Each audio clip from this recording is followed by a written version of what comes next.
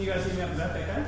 Yes. My name's Ben. I am completely unprepared for today. I just got kind of plugging my finger and wave my arms around. So last year, this is really exciting for me because last year I presented at Barcamp, this event in Canberra, with a prototype website that I built called Counterpointy. Was anybody here for that? Well, yes, great, thank you. So this is kind of what happened to Counterpointy. The thing that I want to show you is called Reasonwell. It's at reasonwell.com.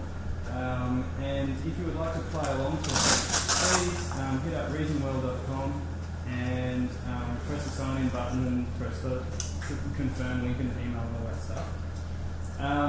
So it's a website. It's for policy debate. Well, it's for debate in anything, actually. But I like to think of it as being for policy debate. And so this screen is what you get when you sign in. I'll speak for a minute or two about why I built this thing and why I think we should use it. And then I'd like to kind of try getting into a bit of a debate about something. And these are just some suggested topics, but we can debate whatever you want.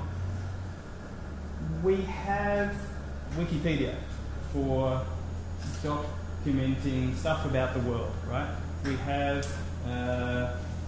We have this amazing resource that's been built by little contributions up to something that you can...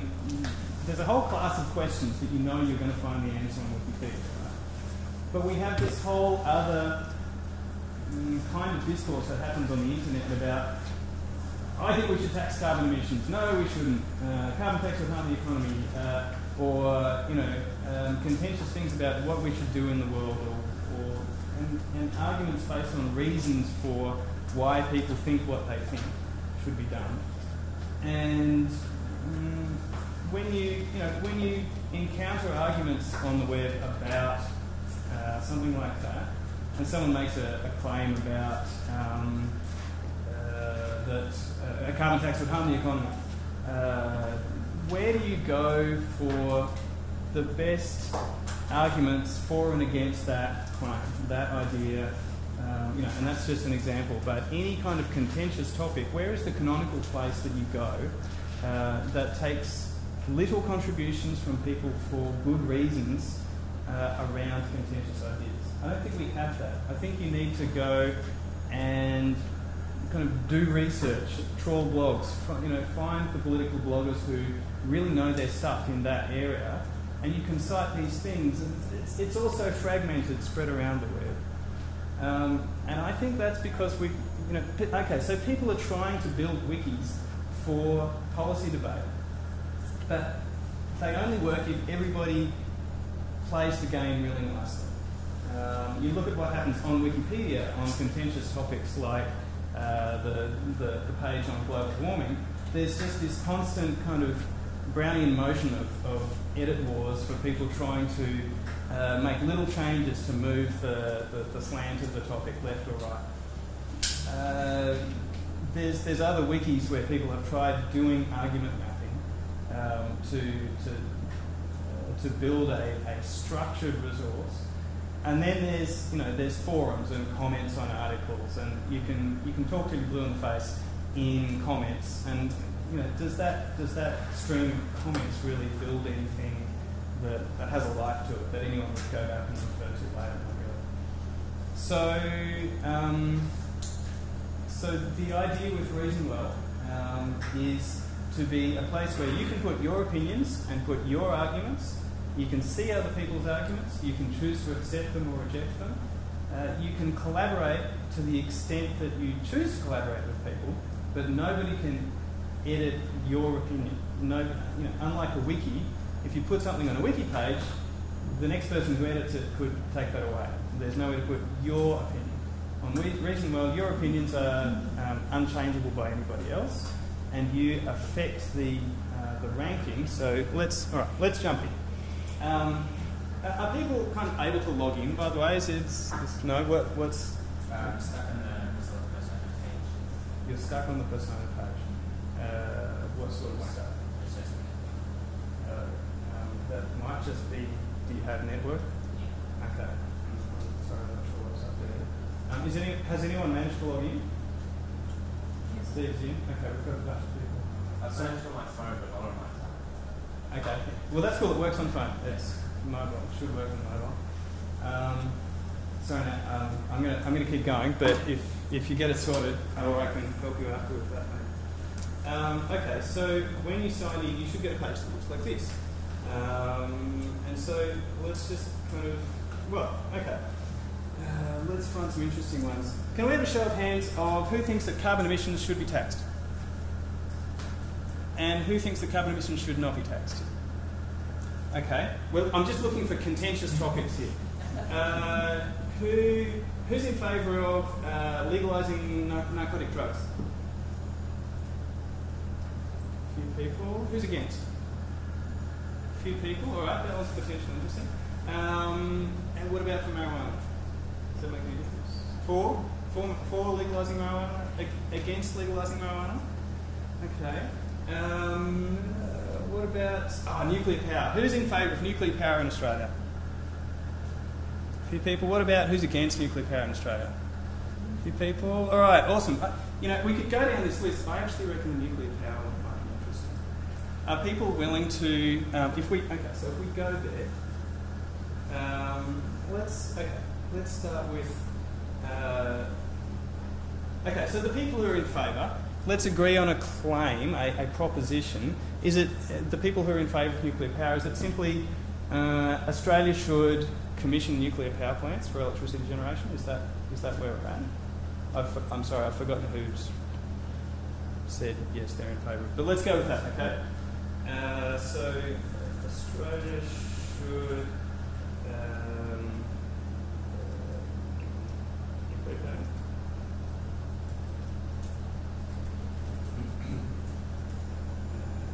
Okay. So now I'm going to be I've entered a new claim, and so now I've got space on the left for arguments for that claim, and space on the right for arguments against that claim. So I'm going to ask you for your reasons here. So I'm going to just be undecided on this. But you can see that when I agree with something, it turns black. When I disagree with something, it turns red, and it gets crossed out. Why do you think that? Why should Australia have nuclear power? Anyone? Steve? We already are. We just don't have it here. We export material, somebody is using it for us. I believe we are in the game. So it's unfair to say we don't want to power. Okay, so you're saying Australia is already in the nuclear power business? Or nuclear power comes from the sun. All right, let's constrain the discussion for the moment to the less contentious, well, maybe the more contentious topic of actually building power plants. It's already in the nuclear power business. Right. Okay, so there we go. We've got an argument for, which says that Australia is already in the nuclear power business. Now, shout out your arguments. What do people think? You can either give me an argument against the claim that we should have nuclear power, or another argument for, or that's... We're in the nuclear fuel provision business, and not in the nuclear power business. Okay, so you would, so for this argument that says that,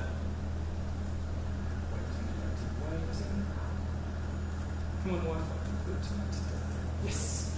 Okay, so it sounds like you're rejecting this argument that we should implement nuclear power because Australia is already in the nuclear power business. And so, okay, so I think what you said was a clarification to this argument. So instead of saying we're already in the nuclear power business, Australia is in the business of providing fuel for nuclear power. Now, by the way, while we're doing this, those of you who are logged in can jump in and start adding arguments to this. So you don't have to wait for me to type stuff. I'm sorry, I'm going to go slow because I want to catch what David said here and kind of model it correctly, because it's a tricky one. Okay, that's one way to do it, is to edit the argument and say, well, no, I think you're saying this. Another way to do it is to say, well, okay, understanding that, okay, all right, let me go this way, just for the sake of showing a feature. So we're going to reject the argument that Australia should implement nuclear power on the basis that there's an assumption, and the assumption is that Australia should implement nuclear power if it has any kind of involvement in the nuclear power supply chain. How's that?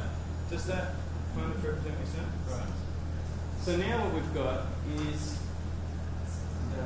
now if Steve had accepted online the argument that Australia should implement nuclear power because Australia is already in the nuclear power business, and then David came along and logged in and said, I reject that argument because the argument incorrectly assumes that, oh look, someone's done it for us, fantastic. Incorrectly assumes that Australia should implement nuclear power if it has any kind of involvement in the nuclear power supply chain, then Steve would get an email saying, oh, someone's rejected the argument that you accept because this. And so now we could go and have an argument about that claim.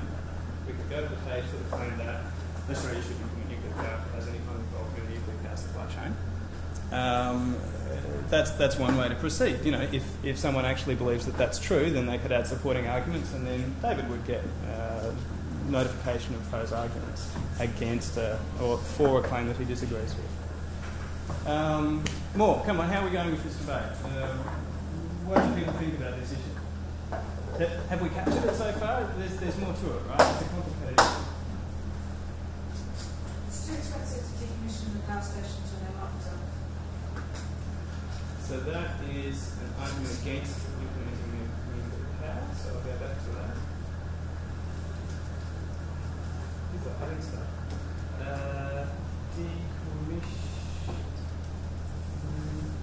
Okay, so could I summarise that and say nuclear power is too expensive? Yeah, but most people will come back and say nuclear power is very cheap because it looks cheap at the beginning. Right. But the expenses come at the end when you're trying to decommission. Right. Okay, so I will make your specific point. First I'm going to say nuclear power is too expensive for Australia. And then, now I've got somewhere to put that argument. So nuclear power is too expensive for Australia. And on that claim, we're going to back that up with your argument, which was that decommissioning spent nuclear power plants is very expensive. How's that? Is that, yeah? Okay. Right. So you see how I kind of pulled apart, there's a link in between those things about the expense of nuclear power, and then I put your specific point in a specific place. So now we can have a debate about whether nuclear power is too expensive or not, as well as having a specific debate about the costs of the expenses of decommissioning plants. And I saw there that other people have added stuff, and you'll see, so let's have a look at what's happening. Now I've got this inbox, which shows me the stuff that people have. I've got finished in the inbox yet. People have added stuff. Right, strategy implement nuclear power.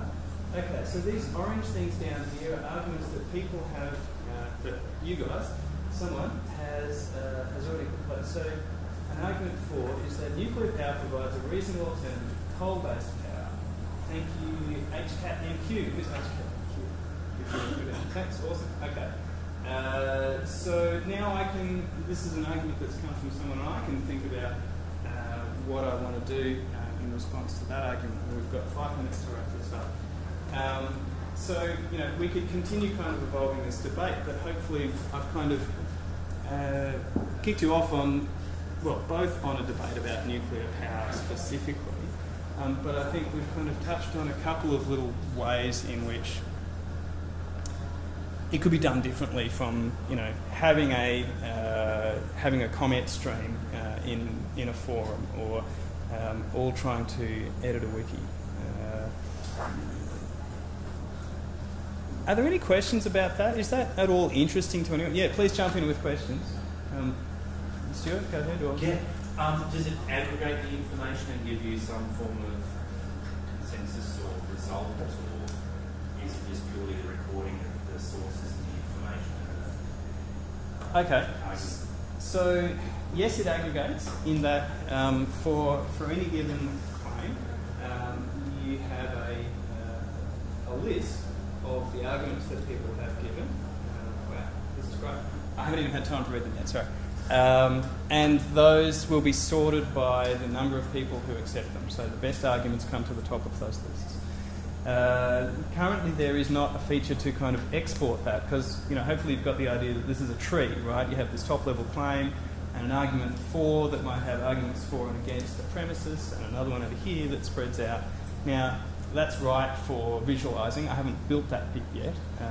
It's also right for spitting out a document outline, which can form the basis of a position statement for an organisation or for, There's lots of ways potentially to pull this information out. So what's built at the moment is kind of the minimum to get this thing started. Does it aggregate into something that tells you if you have consensus or not? Not really. But, so once you've put in an opinion, so where's, so this is reasonwell.com/hcatmq. So this is the page showing your opinions, and it's kind of like how to vote card. So if you direct anyone to your opinion on this page, and you've got this big blue box around the thing saying, vote like me. So you can see individuals' opinions as well as the aggregate of the arguments. I'll take one more question, then we're going to wrap it up. Is this something a public policy on big things, or do you have this as a classroom debate and just have it as a private debate?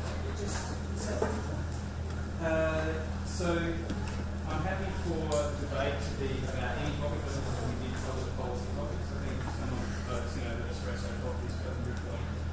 That's fine. And the other answer is, in terms of private groups of people, I'm intending to build a business around providing that service of private areas for organisations who are starting trials or anything. So I think it's interesting in trials and just kind of grow a business. That's all I have time for. Thank you so much. Hope to talk to you.